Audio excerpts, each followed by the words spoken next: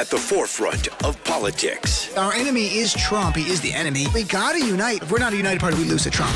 On the front lines of activism. There's certain fights, if we don't engage, they win. This is a fundamental question of who we are. And delivering your daily dose of comedy. Donald Trump, when he had his physical, they had his blood pressure, and mine is higher than his. Oh. And the irony is mine is higher because of him.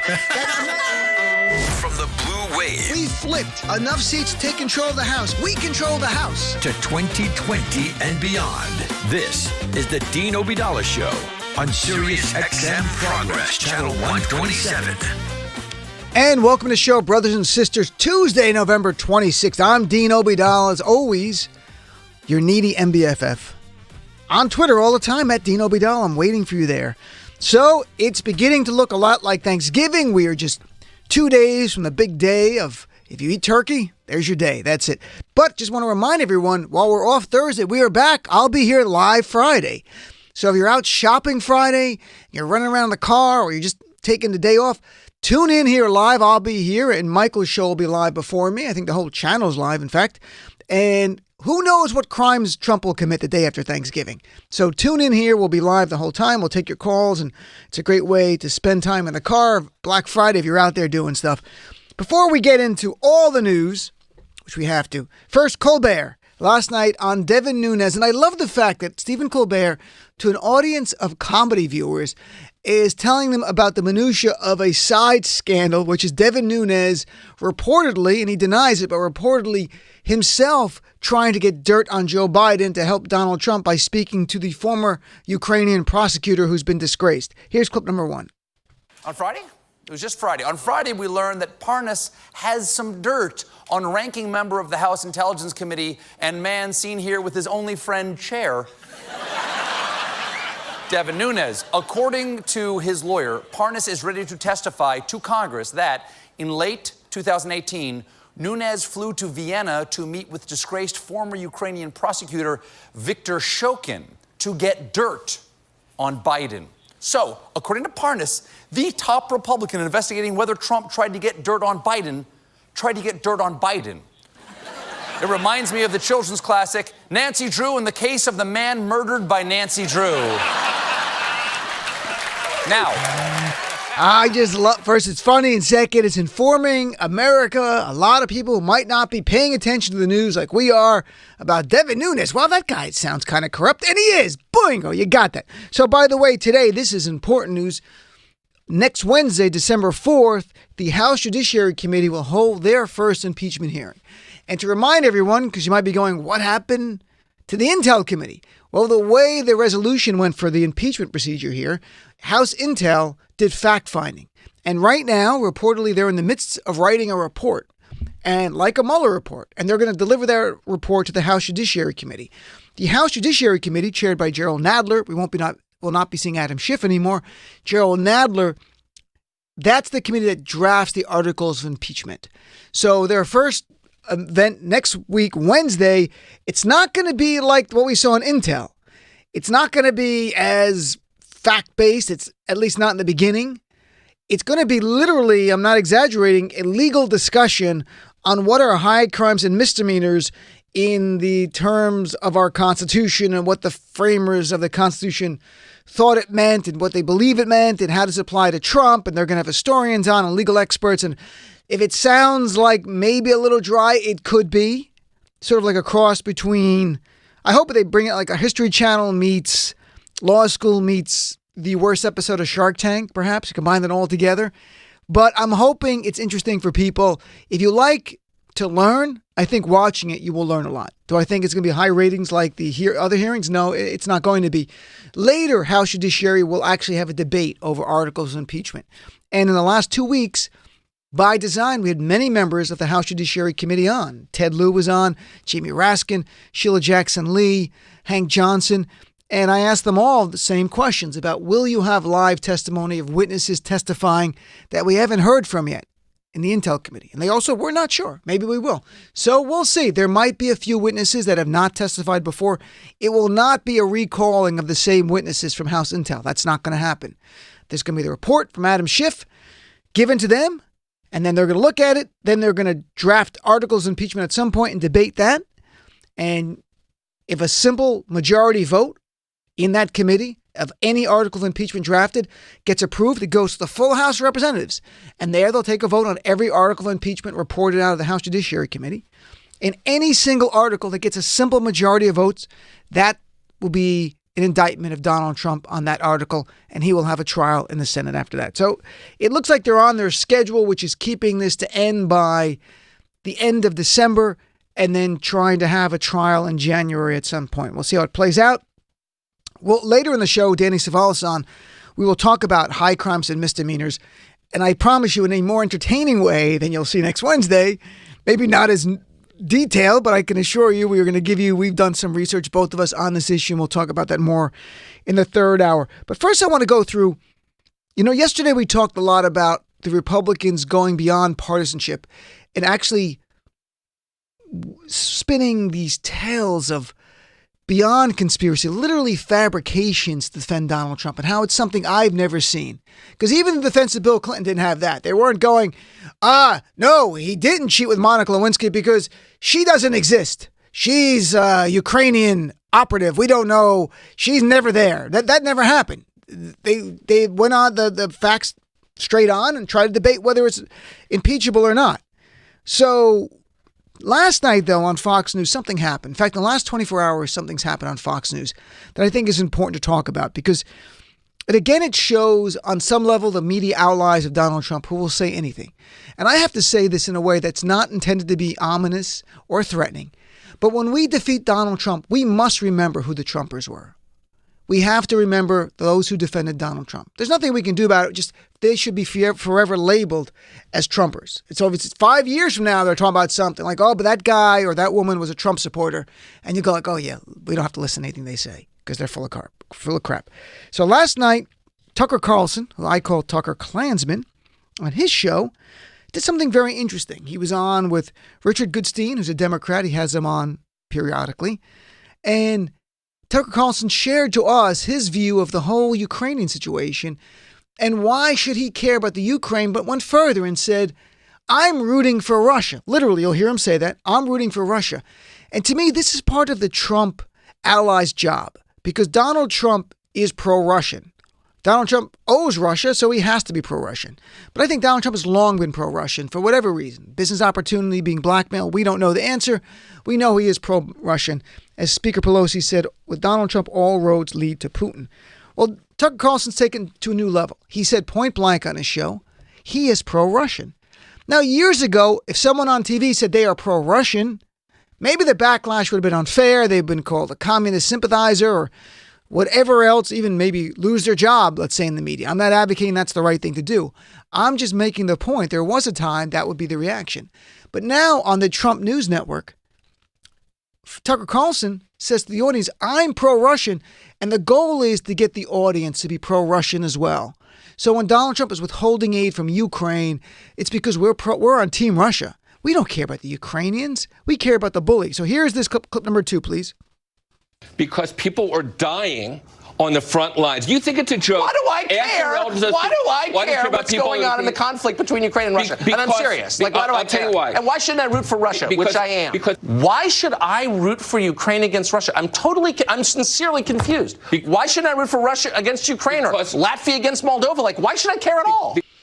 So his point, and we cut that together, but there was nothing in between that put it out of context. He literally said, why should I'm rooting for Russia. I'm serious. Then after a backlash, he said he was kidding, which is the Trump defense to saying Russia, if you're listening, that's not a defense. I'm a comedian. I know comedy. I know when you're joking. This is someone being serious. This is him telegraphing to the audience, we are pro-Russian because Trump is pro-Russian. Russia helped our beloved savior get elected. And then something else happened today. And there's a huge backlash to Tucker Klansman on Twitter today, which is nice. I'm glad that happened. But Michael Blake, who had been on the show once before, he's a DNC official. And he was on this morning with Bill Hemmer talking about who's going to run for president. And they played a clip of Tucker Carlson. And I love what Michael Blake said. And to remind everyone, because he's going to reference something in the past, I want to play what Tucker Carlson said a few months ago after the shooting in El Paso by a described white supremacist who went to a mall to kill brown people because he believes in white supremacy. And on that day, while they were burying bodies, Tucker Carlson is saying white supremacy is a hoax. So I just want to remind you that so you can have the same anger that I have every time I think of Tucker Klansman. Here's clip number 3. If you were to assemble a list, a hierarchy of concerns, of problems this country faces, where would white supremacy be on the list? Right up there with Russia, probably. It's actually not a real problem in America. The combined membership of every white supremacist organization in this country, would they be able to fit inside a college football stadium? I mean, seriously. This is a country where the average person is getting poorer, where the suicide rate is spiking. White supremacy, that's the problem. This is a hoax. Just like the Russia hoax, it's a conspiracy theory used to divide the country and keep a hold on power. Literally, as he was saying that they were burying bodies in El Paso, killed by a man who was a white supremacist, and there's Tucker calling it a hoax. So here's Michael Blake today. He's running for Congress, by the way, in the Bronx, and he's on as a DNC official, and he goes off script, off the talking points they want to discuss. And he brought up Tucker Carlson. I thought this is great. And it opens with a clip of Tucker Carlson from his show last night talking about maybe Michelle Obama's going to run. And the Fox anchor says to Michael Blake, what do you think of that? This is great stuff. Clip number 4, please. Tucker Carlson with a bold prediction saying Michelle Obama just may be the Democratic ticket next year, despite the former First Lady saying she's not interested. Michael Blake, Vice Chair of the DNC and a New York State Assemblyman. How you doing, Mike? Nice to see you, sir. What do you think of the prediction on Michelle Obama? Would you like to see that? Well, she's not running, but the core question is, why the hell does Tucker Carlson still have a job here in the first place? The reality is this is someone who said white supremacy is a hoax, and why does Fox allow him to still be here in the first place? All right. Well, I mean, his opinion there is that Michelle Obama may get in this race. Do you think that will happen, or it's not going to happen? Not going to happen. But I think the core question is he shouldn't be on here at all. I get it. We didn't bring you on to talk about Tucker Carlson. I brought you on to talk about the Democratic field. But are you happy right now with what you see in these candidates? Absolutely, because I see each of them are defeating Donald Trump. So there was Michael Blake calling him out. Why the hell does Tucker Carlson still have a job here? Exactly. Why is it you've hired a white supremacist? This is unreal what Fox News is doing. Tucker Carlson is mainstreaming white supremacy in this country. So is Laura Ingraham. At least Sean Hannity's not doing that. It's just Trump conspiracy stuff, but it's not this kind of stuff. And I want to remind people, well, first, before I do that, to me, when I heard Michael Blake say this, it reminded me of the famous moment in the McCarthy hearings where the Republican Joe McCarthy in the 1950s having his House Un-American Activities Committee and was smearing people as communists and destroying them. And then a lawyer for the Army, Joseph Welch, had a famous exchange with Joseph McCarthy and uttered some words that for some reason they came to mind when I heard Michael Blake. Here's clip number 5 from 1954. Let us not assassinate this lad further, Senator. You've done enough. Have you no sense of decency, sir? At long last, have you left no sense of decency? And that's what I have to say about Fox News. Do you have no sense of decency? Do you have no sense of decency at long last? You don't. Because they don't care. The more they mainstream white supremacy, the more it helps Donald Trump. And it works two ways. The more Trump is out there serving up his white supremacist policies and rhetoric, the more it helps Fox News. And I want to play a clip to remind you of Tucker Carlson talking about the changing demographics from last year and giving an excuse to white America not to want brown or black people to move into their neighborhoods. Because as he tells them, and listen to this clip, he tells them, white people, you're not designed for this kind of change in your neighborhood. So apparently white people are the superior race, except they can't take change. They're superior, except they're not able to deal with the black people or brown people living in their neighborhood. And here's Tucker Carlson, and this should have gotten him canned. I don't call for anyone being fired in the media. I really don't. But this was off the charts. Clip number 6, please. A recent piece in National Geographic tells you a lot about demographics in America and about how bewilderingly fast they're changing without any real public debate on the subject. The magazine profiles a small coal mining town of Hazleton, Pennsylvania. In the year 2000, Hazleton's population was 2% Hispanic. Just 16 years later, Hazleton is majority Hispanic. That's a lot of change. People who grew up in Hazleton return to find out they can't communicate with the people who now live there. And that's bewildering for people. That's happening all over the country. No nation, no society has ever changed this much, this fast. Now, before you start calling anyone bigoted, consider and be honest, how would you feel if that happened in your neighborhood? It doesn't matter how nice the immigrants are. They probably are nice. Most immigrants are nice. That's not the point. The point is, this is more change than human beings are designed to digest. This pace of change makes societies volatile, really volatile, just as ours has become volatile. To sum up, Tucker Carlson has said that demographic change is something that white people, you're not genetically able to deal with. And it's okay if you don't like the brown people moving in or the black people. Let's extend it to what it really means here. And you can't communicate with them. It's okay not to want them there. And we'll go even further to say white supremacy is a hoax. White supremacy is not a hoax. White supremacy is the foundation of this nation. And we've been fighting against it collectively, so many of us, for way before this generation, for generations and generations. Fighting for equality started with slavery. We all know this in our Constitution enshrined. White supremacy is not a hoax. The white supremacy is the DNA of the United States of America. And I think we've been trying, like it's a cancer, to cut it out.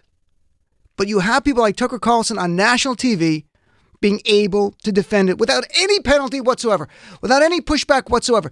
There's a reason why, and I'm not exaggerating because we had Angela Carlson on from Media Matters.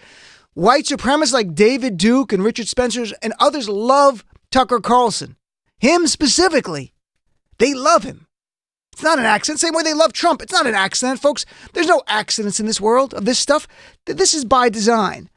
Now, I will say America's paying attention to certain things. I think many people turn a blind eye and they go, well, it's Fox News. They're doing what they're doing.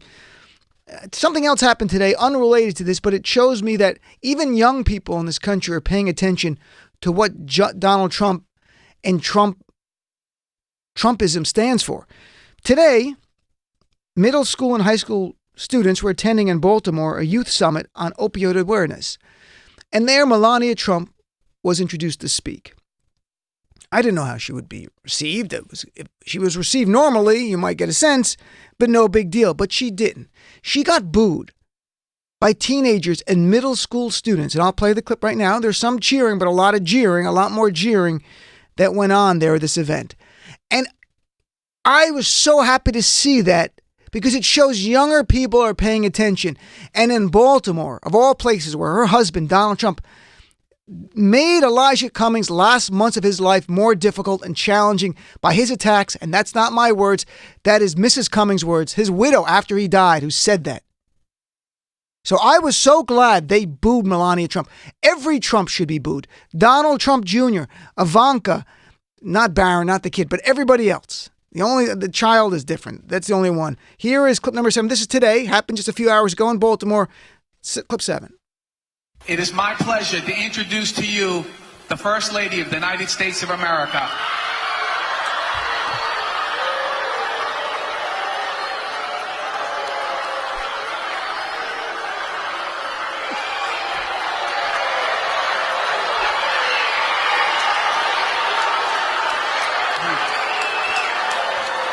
Yep.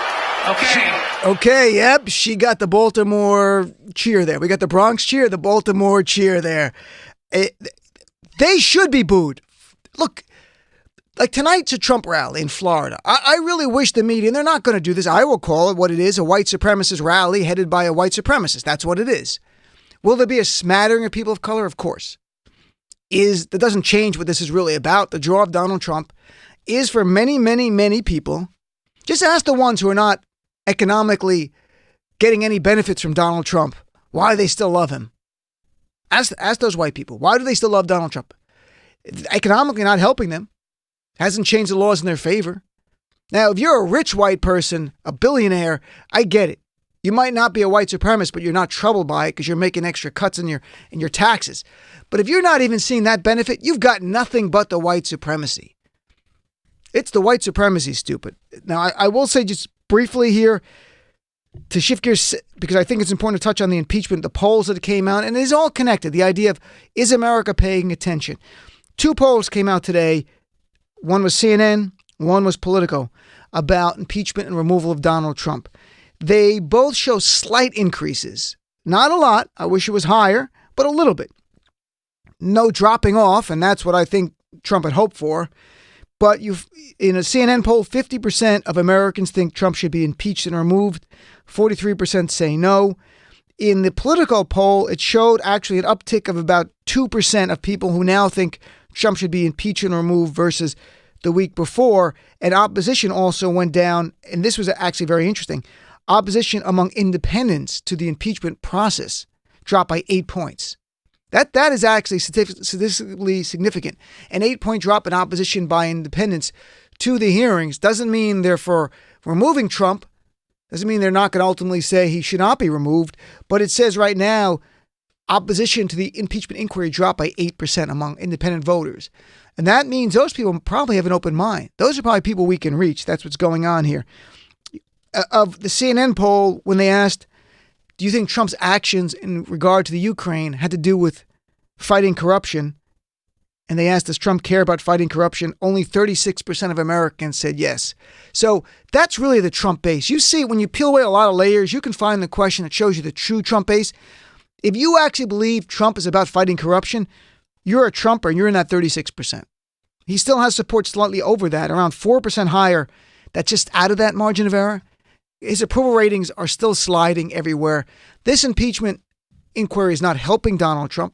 It will not lead, barring something stunning, to his actual removal in the Senate, considering how partisan things are, but it is not helping Donald Trump. It is hurting him. So, all right, so you're my guest this hour. We got a lot of great guests. By the way, Congresswoman Brenda Lawrence is coming on. If you saw in the media today, all day, started last night, right-wing media outlets were saying Brenda Lawrence had said on a podcast yesterday, she's from the Detroit area, she's no longer supporting impeachment. They went crazy.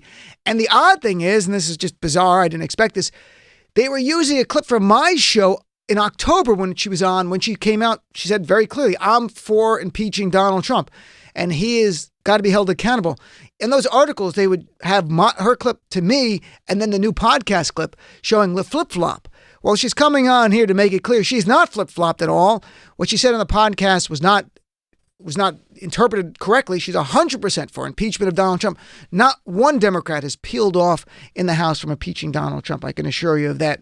So, but here's a few questions before we go to break, and I'd love you to think about these. First of all, on Trumpism and the white supremacy, what more can we do to get more attention for the Tucker Carlsons of this world? You know, this is mainstream media. And we've had Angela Carlson in the past from Media Matters about trying to get advertisers not to advertise on those shows. Is that part of it? We can't give in to this because it's mainstreaming white supremacy. Even when Trump's gone, it is mainstreaming white supremacy. And people like him and Laura Ingraham who traffic in that, they're unlike the other hosts. I've got to be honest. Sean Hannity's not like that. And the news people, of course, are not like that. But those two are. And then secondly, what more do you think the Democrats should be doing to make the case that Donald Trump has committed crimes? By the way, the House Democrats with the House Judiciary Committee have actually given invitation to Donald Trump to come testify. Will King Trump be carried on some kind of platform eating grapes and brought to the Judiciary Committee to testify? Of course he won't be. But I'm glad they offered it to him. So now he can't say he wasn't offered it. They've also said point blank, Trump's lawyers can be at the hearing next week and at all hearings in House Judiciary and object and offer evidence and everything else. So the end of the process arguments is here. Good luck, Trump. We all want to see you testify. If you got nothing to hide, you'll testify. Bill Clinton testified during his whole impeachment stuff. He testified in the White House with closed circuit TV, but he did testify. Donald Trump should do the same thing. And lawyers should be able to question him. I understand the whole committee shouldn't question I think you should, but do at least what Bill Clinton did. Unless you've got something to hide, Donald Trump. And he does. All right, let's take a break and come back. 866-997-4748. Love to hear from you right after this. Look, it's time the media start calling out Trump's false statements for what they are. Lies.